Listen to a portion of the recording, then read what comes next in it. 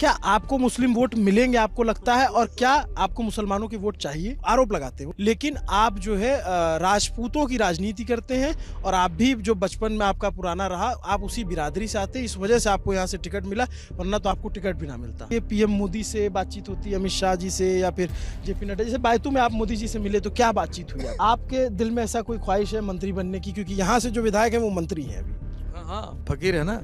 बंगले देखो, मुरबे देखो, नहर पर जा करके, प्रत्येक शहर में जाकर के प्रॉपर्टी देखो, फिर पता लगेगा फकीर का मायना क्या होता है। नाम से फकीर होते हैं क्या? यूं तो जब भी जिक्र पोखरण का आएगा तो आपके जहन में पोखरण का वो परमाणु परीक्षण याद आएगा, आपके जहन में अटल जी की वो तस्वीर याद आएगी कि यहाँ पे कुछ ऐतिहासिक काम हुआ था। लेकिन इस बार पोखरण का जिक्र एक ऐतिहासिक चुनाव के लिए है। राजस्थान चुनाव यात्रा में जब हम घूम रहे थे तो हमें कहा गया कि भैया अगर जैसलमेर की तरफ जा रहे हैं तो पोखरण ज़रूर जाइएगा। वहाँ से एक प्रतापपुरी महाराज हैं, महंत हैं, वो चुनाव लड़ रहे हैं बीजेपी के टिकट पर, और उनका मुकाबला साले मोहम्मद से है, जो कांग्रेस के सिटिंग एमएलए हैं और मंत्री हैं। पिछली बार महंत जी बहुत ही कम अंतर से 874 वोटों के अंतर से हार गए थे। इस बार का चुनाव कैसा चल रहा है? आपका बहुत बहुत स्वागत है। कैसा चल रहा है कैंपेन? मैं लालन टॉप चैनल के माध्यम से दर्शकों को बहुत बहुत आभार और धन्यवाद और दीपावली की शुभकामना भी देता हूं। और इस बार का आपने देखा कि जहां जाते हैं 36 को पोखरण क्षेत्र की एक ही भाव है कि उनको कमल खिलाना है, और इस भाव से सारे उपस्थित होकर के जय जयकार कर रहे हैं। थोड़ा जैसे पोखरण के आसपास और वेस्टर्न राजस्थान में तो लोग आपको जानते हैं, थोड़ा अपने बारे में बाकी देश के दर्शकों को अगर बताएं, क्योंकि इस सीट पे कहा जा रहा है कि दिल्ली की भी विशेष नज़र है, उस पर भी हम बात करेंगे, लेकिन थोड़ा आप अपने बारे में ब्रीफ में बता दें। देखिए, मेरी यूँ जीवन की कहानी में छोटी सी संक्षिप्त करूँगा कि मेरी माता जी को पागल कुत्ते ने काटा था और मैं उसमें माँ के पेट में था। चूँकि ग्रामीण परिवेश से तो उन्होंने इसको हल्के में लिया और उनके रेबीज हो गया। तो रेबीज होने के बाद मैं 5-6 महीने का था, तो मेरी माता जी को डॉक्टरों से पूछा, डॉक्टरों ने मना कर दिया कि अब इसका कोई उपचार नहीं है। तो पूज्य गुरु महाराज बड़े सिद्ध पुरुष थे और ये अलौकिक घटना जो बता रहा हूँ ये सत्य घटना है। तो गुरु जी के पास माता जी को लेके गए और मेरे पिताजी और कुटुंब वालों ने कहा कि ऐसी स्थिति है कि डॉक्टरों ने मना कर दिया है और 2 जीव समाप्त हो जाएंगे। 5-6 महीने का था। तो पिताजी का निर्णय लेने के कारण गुरु जी बैठे रहे। सुबह उठ के बोले, चिंता मत करना, लड़का होगा, संत बन के काम करेगा, धर्म का, राष्ट्र का, और आपका नाम करेगा, आप जाओ घर। तो मैं आप जी के सामने बैठा और मेरी माता जी का भी स्वर्गवास हुआ, 105 वर्ष की होकर गुजरे। बचपन में ही संत बन गया था गुरु की कृपा से, और 5 वर्ष की उम्र में ही मैं महाराज जी के चरणों में चला गया था। और 5 वर्ष की उम्र में क्या होता है कि बच्चा माँ के पास रहना चाहता है, पर मैं जिद करके माँ को छोड़ करके गुरु के पास गया। ऐसे सिद्ध पुरुष के चरणों में रहने का सौभाग्य मिला, और फिर उन सिद्ध पुरुष ने मुझे गुरुकुलीय शिक्षा दिलाई, जो बहुत बड़े एक राष्ट्रभक्त संत थे, स्वामी ओमानंद सरस्वती। उनके चरणों में रहकर विद्या अध्ययन करके वापस आया। तो उन्होंने हमें संकल्प कराया था कि सन्यासी बन के क्या करोगे। तो मैंने कहा, सन्यासी का धर्म होता है अपना कल्याण तो भजन से करो और परमार्थ का काम करो, सेवा करो, राष्ट्र धर्म करो। तो इस नाते आया तो संकल्प कराया था, हमने कहा, इदम राष्ट्र इधर ना ममा, हम लोग राष्ट्र के लिए जिएंगे, राष्ट्र के लिए काम करेंगे। इस निमित्त हम काम कर ही रहे थे, और बीच में ऐसा संयोग बना कि मुझे पोखरण में आना पड़ा। विशेष रूप से किसी का आशीर्वाद रहा और पोखरण की जनता का प्रेम रहा। तो इस प्रेम के साथ, अपनत्व के साथ मैं पोखरण के बीच में हूँ और उन परिस्थितियों में खड़ा हूँ। विषम परिस्थितियों में पोखरण के साथ खड़ा रहूँगा और खड़ा हूँ। तो संयोग रहा, या कुछ लोग कह रहे हैं कि ये बीजेपी का प्रयोग है यहाँ पर? आप जो है आप तारातरा पीठ है उसके आप महंत हैं, और आपको पोखरण से आकर के चुनाव लड़ना पड़ा, तो किसका आशीर्वाद था? आपने बीच में एक आशीर्वाद की बात की, किसने कहा? पहली बार आप जब 2018 में चुनाव लड़े तो किसने आपको जनता लाया? ने कहा, जनता की आवाज़ थी, और जनता की आवाज़ यही थी कि महाराज आएगा तो निश्चय ही प्रजातंत्र होगा, परिवार तंत्र से मुक्ति मिलेगी। और हम केवल प्रजातंत्र के लिए आए हैं, और यही हमारा राष्ट्र का नारा है। और प्रजातांत्रिक प्रक्रिया पिछले 25-30 सालों से जैसलमेर से लुप्त प्राय थी, क्योंकि एक ही परिवार लगातार यहाँ राज कर रहा था। तो प्रजातंत्र के लिए आया हूँ, राष्ट्र के लिए आया हूँ, उनके बीच में खड़ा रहूँगा। तो यहाँ पे जैसे साले मोहम्मद है, वो फ़कीर धर्मगुरु, वो भी एक तरीके से उनका भी धर्मगुरु का दर्जा है और आप भी धर्मगुरु का दर्जा है, तो ये अपने आप में दिलचस्प है कि 2 धर्मगुरुओं की लड़ाई है। आपका जो ये सीट है यहाँ पे मुस्लिम आबादी भी बहुत बड़ी संख्या में है, और मैं देख रहा था कि आपके कार्यक्रम में मुस्लिम जो वोटर हैं वो भी काफ़ी नज़र आ रहे थे। तो आपको जो है मुसलमानों के समर्थन की ज़रूरत पड़ रही है यहाँ पे? देखिए, योगी जी, मोदी जी और भारतीय जनता पार्टी, वो कहती है सबका विकास और सबका साथ और सबका प्रयास हो और सब पर विश्वास। तो राष्ट्र में रहने वाला राष्ट्रभक्त प्रत्येक व्यक्ति वो यही चाहेगा कि हम भारतीय जनता पार्टी के साथ खड़े रहें। मुझे साथ नहीं दे रहे हैं, ये भारतीय जनता पार्टी को साथ दे रहे हैं। आजम खां जैसी सीट पर भी योगी जी यदि बीजेपी का कमल खिला सकते हैं तो पोखरण में कमल खिलेगा, क्योंकि भारतीय जनता पार्टी दिनों दिन हर भारतीय नागरिक के हृदय में बैठ रही है। तो मैं सुन रहा था जब आपके समर्थक यहाँ पे आप भाषण दे रहे थे, तो उनकी बड़ी चाह है कि आप जीते। पिछली बार आप 872 वोटों से हार गए, तो उस बार क्या चूक रही और क्या उस चूक को इस बार आपने सुधार लिया है? उस बार तो हमें समय नहीं मिला था, मैं 9 दिन मिले थे मात्र। और आश्चर्य ये होगा कि विधानसभा 300 किलोमीटर लंबी है। हाँ, ये तो है। हाँ, कई प्रांत है जो हमारी विधानसभा से छोटे हैं। हरियाणा, पंजाब, हिमाचल भी संभवतः इसके लगभग ही होंगे। इससे थोड़े बड़े होंगे, लेकिन हाँ, बहुत लगभग इतनी बड़ी विधानसभा बहुत कम है। एक जैसलमेर की होगी, एक आपकी, एक शिव, इस तरह की बड़ी बड़ी विधानसभा है। तो आपको बड़ा दूर दूर ट्रेवल भी करना पड़ता होगा। और यहाँ की भौगोलिक परिस्थिति भी बड़ी विषम है। उन परिस्थितियों में 9 दिन में मैं नया आदमी क्या कर सकता था, जबकि मेरा राजनीतिक जीवन भी नहीं था। मैं राजनीति के जो रचना होती उसको भी नहीं जान पाया था, संगठन को भी नहीं जान पाया था। 9 दिन के अंदर अपार स्नेह और प्रेम मिला। 200 किलोमीटर दूर आना, 300 किलोमीटर लंबी विधानसभा से चुनाव लड़ना, मात्र 9 दिन मिलना, राजनीतिक जानकारी नहीं, सामने वाला इतना दिग्गज और इतना पुराना आदमी, फिर भी आप देखिए जनता ने इतना साथ दिया कि मात्र मुझे 500 मत और मिल जाते तो उस समय विजयी हो जाती। तो मुझे लगता है कि सबसे बड़ा तो ये था कि मेरा अनभिज्ञता, मेरा अनुभव कम था और जनता और हम सब लोग एक आत्मविश्वास में चले गए थे कि जीत रहे हैं। तो वही कहीं हमारा माइनस रहा। पर इस बार जनता भी सतर्क है, समझ गई है और मैं भी लगातार जनता के बीच में हूँ, तो सब कुछ अच्छा ही होगा। अच्छा, जैसे मैं देख रहा हूँ आपके यहाँ राजस्थान में भी कई सारे महान चुनाव लड़ रहे हैं, जैसे बाबा बालकनाथ हैं, वहाँ से हवा महल की सीट से आचार्य मुकुंद हैं।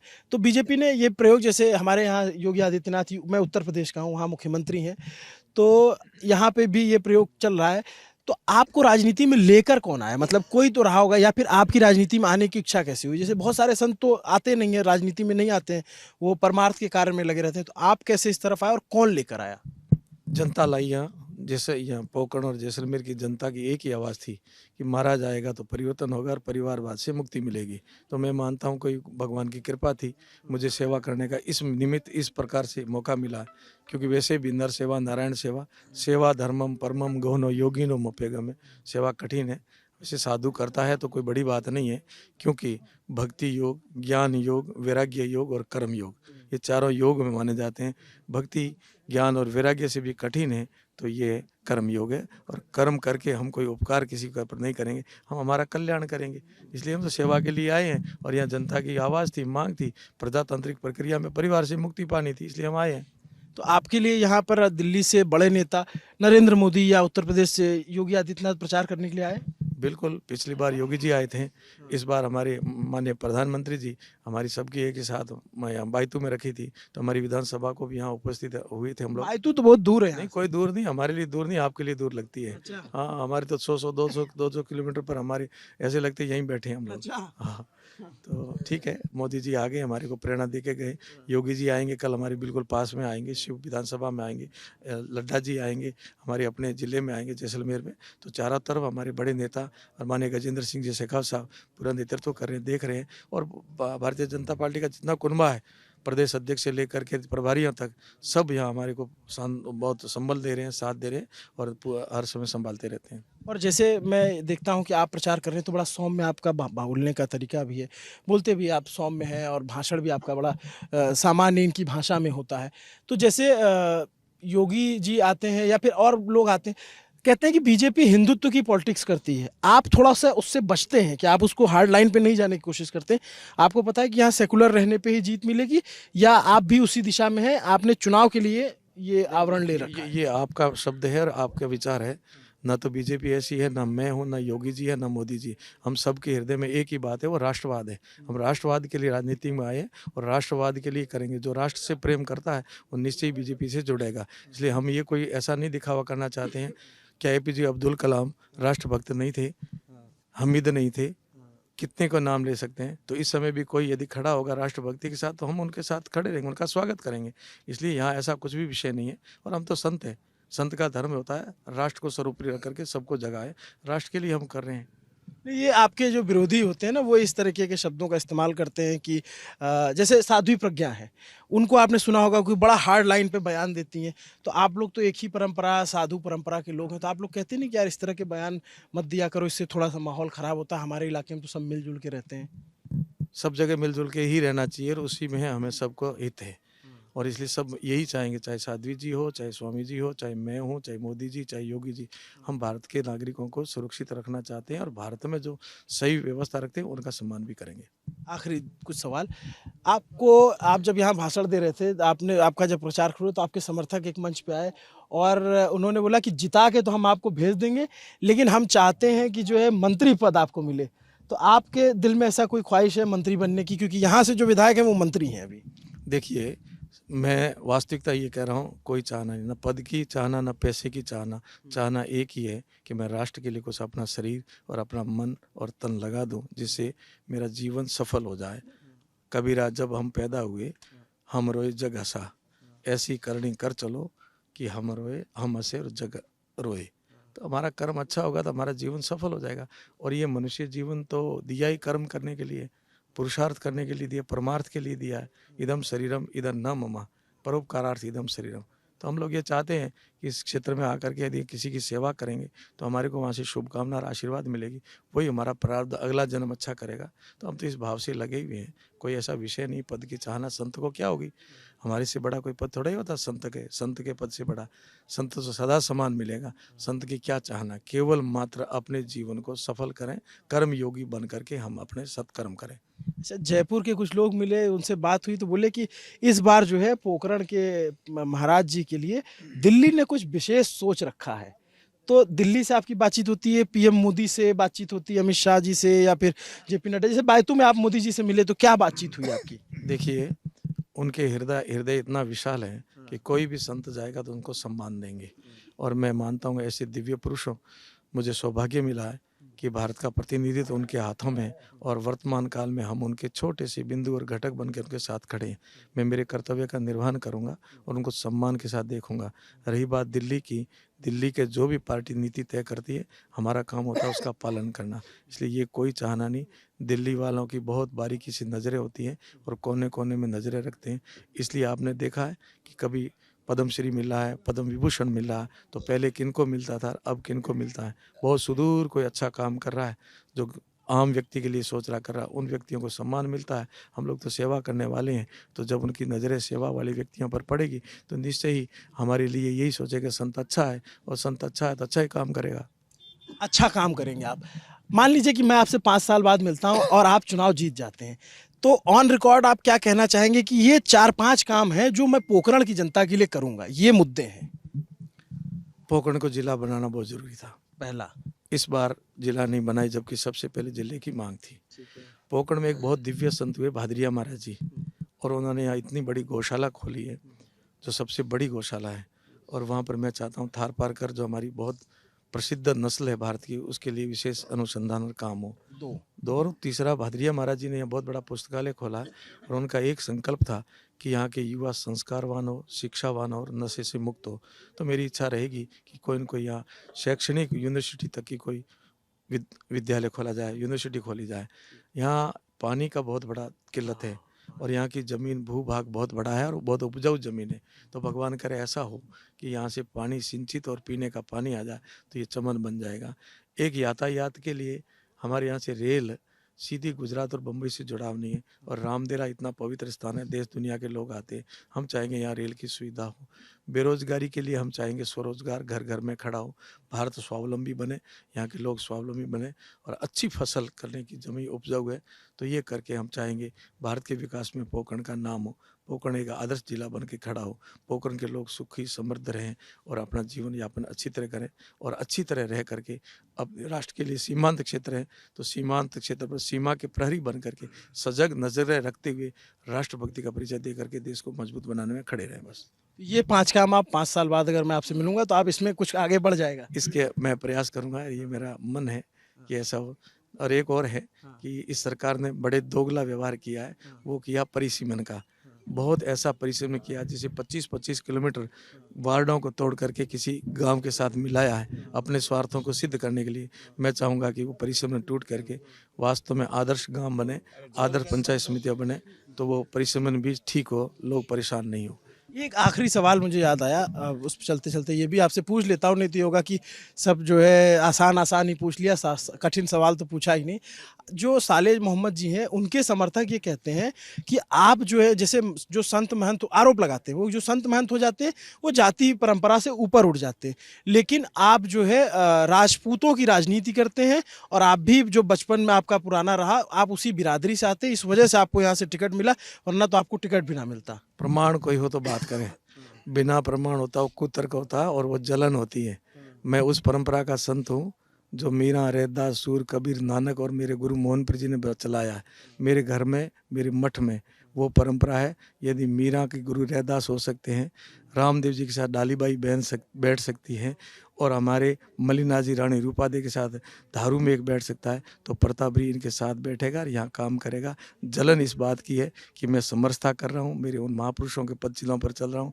मैं समभाव रखना चाहता हूँ और ये ऊंच नीच भेदभाव खत्म करके या मैं राष्ट्र और धर्म के लिए, अपने समाज और संस्कृति के लिए एक संत की भूमिका निभा रहा हूँ। इसलिए उनको दुख हो रहा है कि कहीं न कहीं ये संत ऐसा काम कर देगा जो हमारी वोट बैंक है वो तोड़ देगा।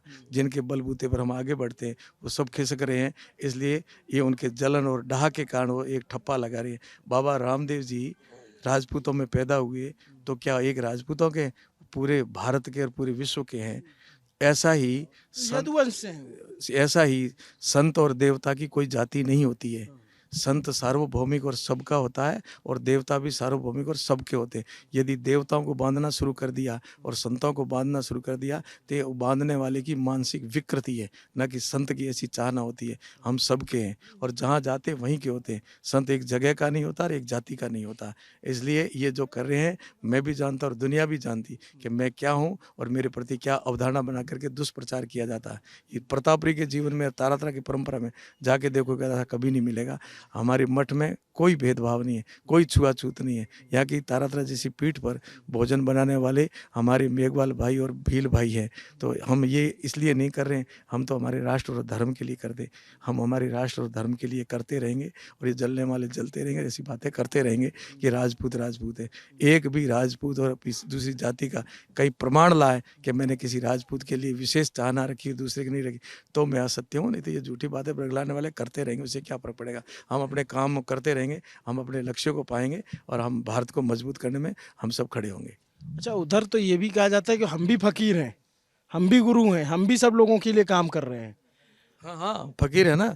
बंगले देखो, हाँ। मुरबे देखो, नहर पर जाकर के, प्रत्येक शहर में जाकर के प्रॉपर्टी देखो, फिर पता लगेगा फकीर का मायना क्या होता है। नाम से फकीर होते हैं क्या। और फिर जो प्रतिदिन का इनका जो ग्रामदानी योजना के अंतर्गत पता करो, इनके नाम से इनके गांव में कितनी जमीन है, क्या क्या क्या हो रहा है। पूछो अंदर जाके जनता को कि इनके क्या क्या, किस प्रकार से प्रॉपर्टियां कहाँ कहाँ किन किन के नाम से खड़ी है। और मेरे को देख लो, मेरा तो मठ है, इनकम सोर्स को केवल भगत देते हैं, मठ चलाते हैं। तो फकीर किस नाम के फकीर है। और उधर परिवार की सोचते हैं। 6 भाई है, 6 ने अलग अलग जगह अपने बना रखे स्टेट। एक को सम का प्रधान बनाना, एक को नाचना का बनाना, एक को जैसलमेर का बनाना, खुद को एमएलए बनना, मंत्री बनना। पूरे जैसलमेर में परिवार तंत्र फैला रखे हैं और इस प्रकार की राजनीति करते हैं। किसी भी जाति समाज की व्यक्ति को पनपने नहीं दिया, जिनको साथ दिया उन्हीं को छोड़ता गया। और वो कहते हैं हम फकीर हैं। फकीर नहीं, राजनीति को आपने जीवन का आधार बनाया है या राजनीति को आपने सेवा का आधार बनाया। हमने राजनीति को सेवा का आधार बनाया। न पद की चाहना, न पैसे की चाहना, न मुर्बे खरीदने, न बंगले बनाने, केवल जनता की सेवा करेंगे। और उनकी प्रॉपर्टियां देखना, जगह जगह चप्पे चप्पे पर जाओगे तो किसी न किसी नाम से मिलेगी। और मैं ज़्यादा नहीं कहूँगा, ये आप खुद खोज करना कि वो क्या क्या कैसे कैसे पैसे कमाते हैं और कहाँ से लाते हैं। चलिए, ये आपके आरोप है, इसकी भी पड़ताल हम करेंगे। तो लेकिन उनके समर्थक ये कहते हैं कि सालेह मोहम्मद जी हमारे फ़कीर हैं, तो मुसलमानों का एक मुश्त वोट उनको जाएगा। क्या आपको मुस्लिम वोट मिलेंगे, आपको लगता है, और क्या आपको मुसलमानों के वोट चाहिए? जो मुसलमान प्रजातंत्र में विश्वास करता है और जो राष्ट्रभक्त है, वो निश्चय ही भारतीय जनता पार्टी के साथ खड़ा रहेगा, क्योंकि भारतीय जनता पार्टी ने, माननीय मोदी जी ने पिछले 9 वर्ष के अंदर भारत का मान और सम्मान जो पूरे विश्व में बढ़ाया, दुनिया देख रही है। पहले हमारे प्रधानमंत्री जाते थे विदेशों में तो उनका क्या मान सम्मान होता है, आज हमारे प्रधानमंत्री जाते हैं तो उनका क्या मान सम्मान होता है। कहाँ से कहाँ तक भारत को पहुँचाया, चांद से लेकर के कश्मीर तक तिरंगा फहरा दिया। और जब हमारे बच्चे फंसे थे यूक्रेन रशिया के युद्ध में, तिरंगा लेके निकले तो 2 देशों की तोहफे झुक गई। तो ये जो मान सम्मान भारतीय जनता पार्टी ने बढ़ाया है, सब लोग भारत के नागरिक जो राष्ट्रभक्त हैं और जो प्रजातंत्र प्रक्रिया को जानते हैं, वो सब मोदी जी के और भारतीय जनता पार्टी के साथ रहेंगे। आखिरी सवाल, पिछली बार बहुत क्लोज फाइट थी, इस बार क्या लग रहा है, आप उसी क्लोज फाइट में 1000-2000 के अल्ले पल्ले जीत हार होगी, या आपको लग रहा है कि आप बड़ी लीड ले लेंगे? ये प्रश्न है ना, जनता से पूछना, इसका सही उत्तर जनता देगी। जनता देगी इसका सही उत्तर, और आपका मन देगा। आपका मन देगा, आपका मीडिया फिर भी देगा। आपको कुछ लग रहा है? नहीं, मेरे को जो आपको और जनता को लग रहा है वही मुझे लग रहा है। ऐसी ऐतिहासिक और अच्छी जीत के जो सुकून हो रहे हैं, जो 36 से कौम जब साथ देते हैं, बड़े बुजुर्ग 6-6 घंटे यहाँ बैठे प्रतीक्षा कर रहे हैं, माताएं बहनें बैठी हैं, तो ये शुभ संकेत हम सबको लग रहा है कि जीत अच्छी होगी, अच्छा कमल खिलेगा, अच्छा संदेश जाएगा। पोखरण में जब भी कोई बड़ी बात हुई है तो यह विस्फोट इतना भयंकर हुआ है कि दुनिया ने देखा है। परमाणु विस्फोट हुआ तब भी दुनिया की आंखें और परिणाम जब आएंगे तब भी दुनिया की आंखें और बधाइयाँ पोखरण को मिलेगी। चलिए, अच्छी बातचीत रही, आपने सब सवालों का जवाब दिया, इतने चुनावी व्यस्तता में आपने समय दिया, आपका बहुत बहुत शुक्रिया। आप चुनाव लड़ रहे हैं, आपको बहुत सारी शुभकामनाएं। कांग्रेस के जो प्रत्याशी चुनाव लड़ रहे हैं उनको भी शुभकामनाएं। लोकतंत्र में चुनाव लड़ने वालों और चुनाव लड़ाने वालों को भी शुभकामनाएं, क्योंकि लोकतंत्र में चुनाव बहुत ज़रूरी है और चुनाव से ही चुना जाता है अपना भविष्य, अपना प्रतिनिधि जो आपका काम करेगा। नमस्ते, मेरा नाम अभिनव पांडे है, मेरे साथ कैमरे के पीछे मेरे साथी करमजीत हैं। पोखरण की धरती पर ये बातचीत आपको कैसी लगी, कमेंट करके ज़रूर बताइएगा, और इनके चुनाव पर निगाह भी रखिएगा, क्योंकि इस चुनाव पर दिल्ली और जयपुर की भी नज़र है पोखरण की सीट पर। शुभकामनाएं। धन्यवाद।